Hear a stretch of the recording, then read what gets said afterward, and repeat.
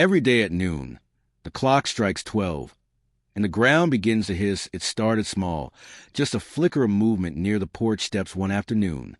I thought it was a garden hose twitching in the breeze, until I saw the scales shimmer in the sunlight. A snake. Harmless, I assumed. It slid away before I could get a proper look. But the next day, it came back. Same time, same place. Right when the clock in the hallway struck 12 p.m., not a minute early, not a second late. It slithered from a narrow crack in the cement and just sat there, still, watching, like it was waiting. By the third day, I stood behind the curtain and filmed it on my phone. I checked the timestamp. 12 p.m. again. 5 days later, the pattern held. Noon, every day, the exact same snake. Black, smooth-bodied, with pale diamond-shaped markings along its back. I called pest control. They said snakes don't behave like that. Probably different ones. The man shrugged. Coincidence. But this didn't feel random. It wasn't just the snake's arrival that bothered me. It was the way my dog reacted. Usually he barked at strangers or animals. He'd lunge at squirrels, snap at lizards. But when the snake appeared, he didn't bark. He didn't even growl. He stood frozen, alert, eyes locked on the creature, tail stiff, ears drawn back, as if he recognized it. Sometimes he was already waiting at the door before noon, like he knew it was coming. I started keeping a journal. Day 6. Snake appeared, 12 p.m., dog watching. Day 9. Snake arrived, 12:01 p.m., dog already in position. On day 10, I tried not to look, just to prove to myself it didn't matter. But I couldn't help it. My eyes drifted to the clock at 11:59, and by 12 o'clock, the dog was whining by the window. There were no attacks, no strikes, just this eerie routine, a ritual neither I nor my dog had chosen. Yet we were both caught in it. The neighborhood stayed quiet. No one else had seen the snake. No one believed me, but my dog did. And every single day at noon, we both waited. For whatever came next by the second week, the snake's visits weren't the only thing following a pattern. My dog had changed. He used to nap through most of the day, especially in the warm afternoon sun.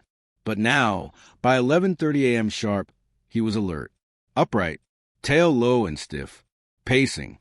His eyes constantly flicked toward the front door. He wasn't just sensing the snake. He was anticipating it. I tried to distract him. Food didn't work. Toys failed.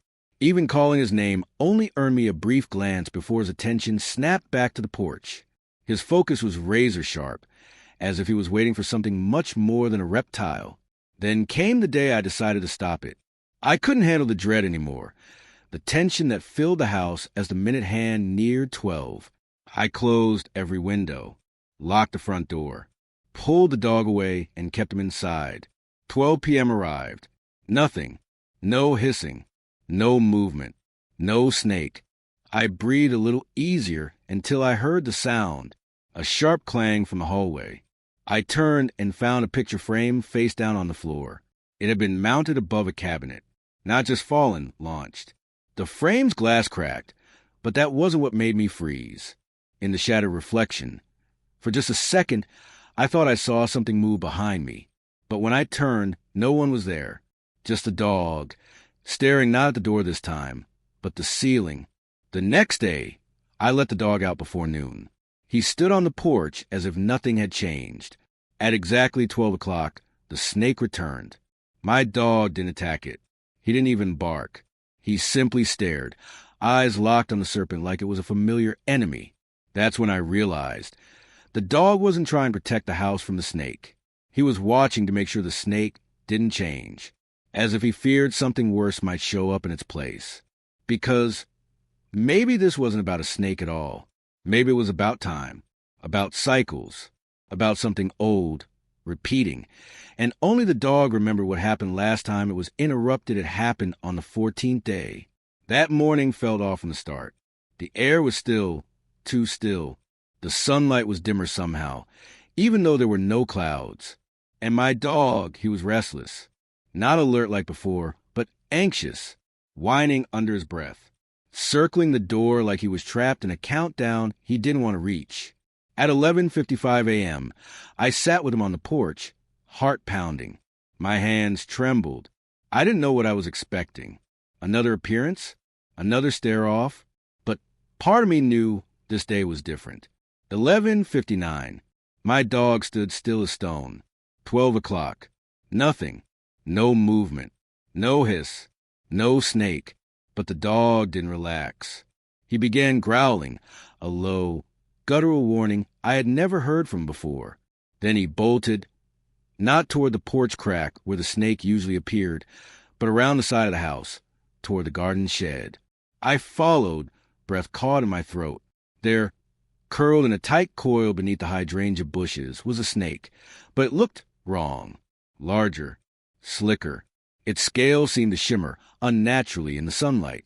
As I stepped closer, my vision blurred for a moment, and for a terrifying second, I swore I saw eyes, not just a snake's, but others blinking in and out of its skin, like it was wearing memories. The dog didn't hesitate. He lunged, not with rage but with precision, like he knew exactly what he had to do. He pinned the creature and held it down, ignoring its writhing, ignoring the venom that dripped from its fangs. The snake began to let out a sound, not a hiss this time, but something deeper, a hum, almost mechanical, like a countdown hitting 0. Then the dog did something I'll never forget. He bit down on the snake's neck, not to kill, but to rip something out. A shape, dark and pulsing, like a lump of living shadow, came free in his jaws. The snake collapsed. The hum stopped. And time, the strange heaviness of it, lifted. Since then, the clock still strikes 12. But the porch stays quiet. The air feels normal. And my dog sleeps through noon. But every now and then, I catch him staring at the shed, as if waiting, just in case some threats don't come with warnings, only with patterns. And sometimes, the ones we overlook understand the danger long before we do.